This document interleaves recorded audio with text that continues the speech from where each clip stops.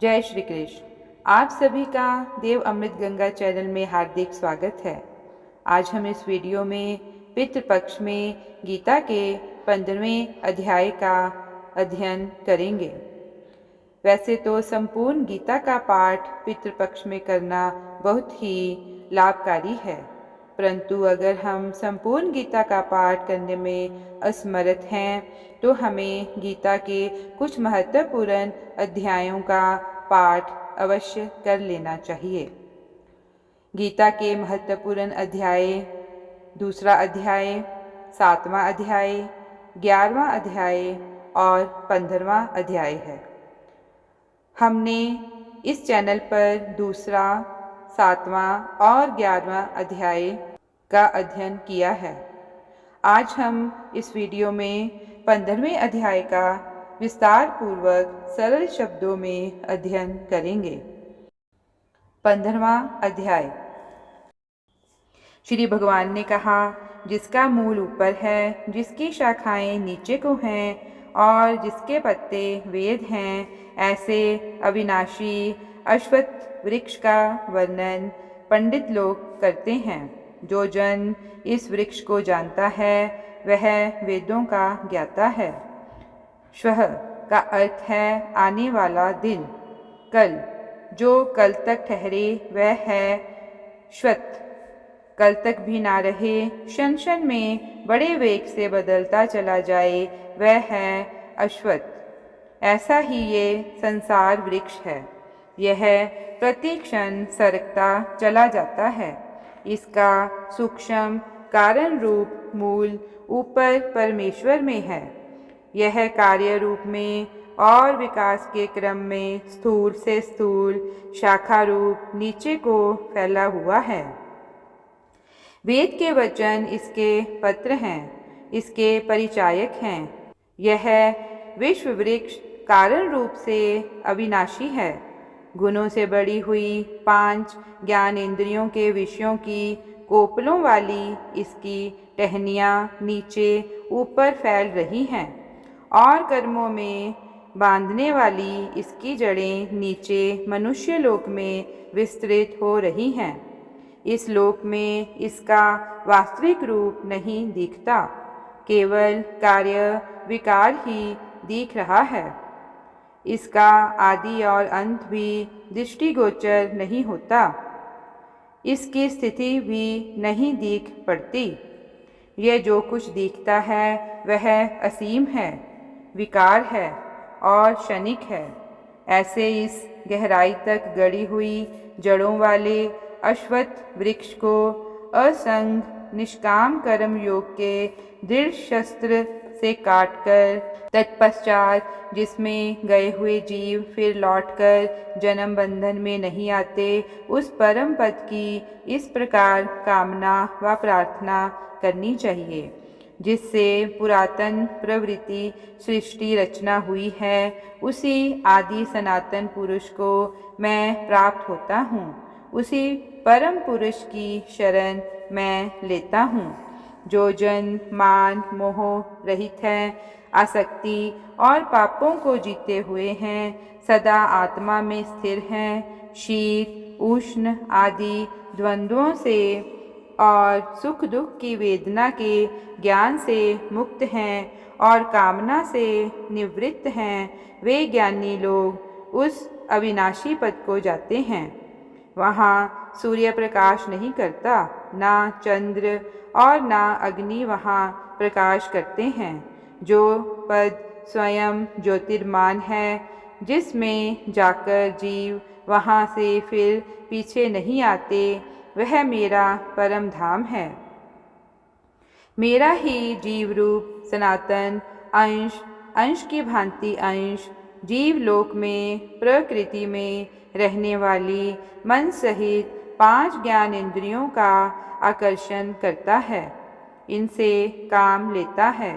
वह अपनी देह में समर्थ ईश्वर जिस शरीर को धारण करता और जिससे निकल कर जाता है, उसमें और उससे इन मन सहित पांचों इंद्रियों को अपने साथ ऐसे लेकर जाता है जैसे गंध के स्थानों से वायु गंधों को अपने साथ ले जाया करती है। कान, आँख, स्पर्श, रसना, घ्राण इंद्रियों और मन को आश्रित करके यह जीवात्मा विषयों का सेवन करता है। इंद्रियों के संयोग से आत्मा विषयों को भोगता है। शरीर से बाहर निकलते हुए को, उसमें रहते हुए को और गुणों से युक्त गुणों को भोगते हुए भी आत्मा को अति मूर्ख जन नहीं जानते। वे देह से भिन्न आत्म सत्ता को नहीं समझते, किंतु विवेक युक्त जन उसको ज्ञान के नेत्रों से देखते रहते हैं। यत्न करते हुए योगी जन इस आत्मा को अपने आप में रहता हुआ देखते हैं और आत्म विचार रहित अज्ञानी मनुष्य यत्न अभ्यास करते हुए भी इस आत्मा को नहीं जानते।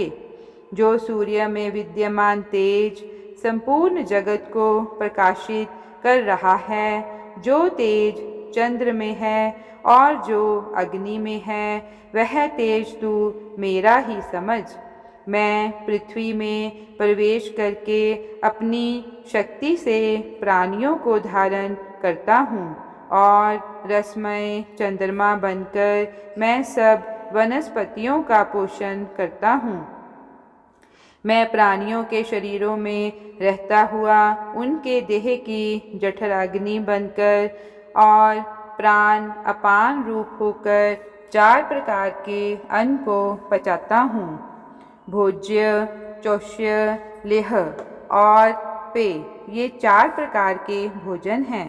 सब मनुष्यों के हृदयों में भली प्रकार प्रविष्ट मैं हूँ। मुझसे स्मृति, ज्ञान और अपोहन का भाव होता है। विचार के द्वारा बुद्धि में रहने वाले संशय, विप्रय आदि दोषों को हटाने का नाम अपोहन है। सब वेदों द्वारा जानने योग्य मैं ही हूँ। वेदांत का कर्ता और वेदों का ज्ञाता भी मैं ही हूँ। इस लोक में अथवा देह में क्षर और अक्षर, ये 2 पुरुष हैं। आत्मा की अभिव्यक्तियां हैं, आत्म प्रकाश हैं। उनमें सब प्राणी क्षर नाश युक्त हैं। प्राणियों में जो मैं गोरा, मैं काला, मैं पुष्ट, मैं कृशादि आत्म भाव है, वह नाशवान है। और भूतों में जो एक रस शुद्ध आत्म सत्ता है, वह अक्षर अविनाशी है।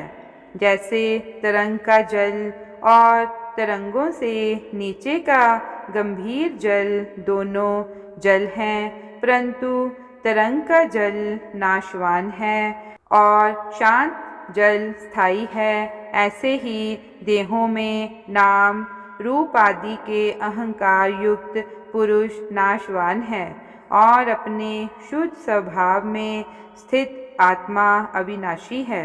किंतु उत्तम पुरुष इनसे भिन्न है, जो तीनों लोकों में प्रवेश करके उनका पालन अविनाशी ईश्वर करता है, वह परमात्मा कहा गया है।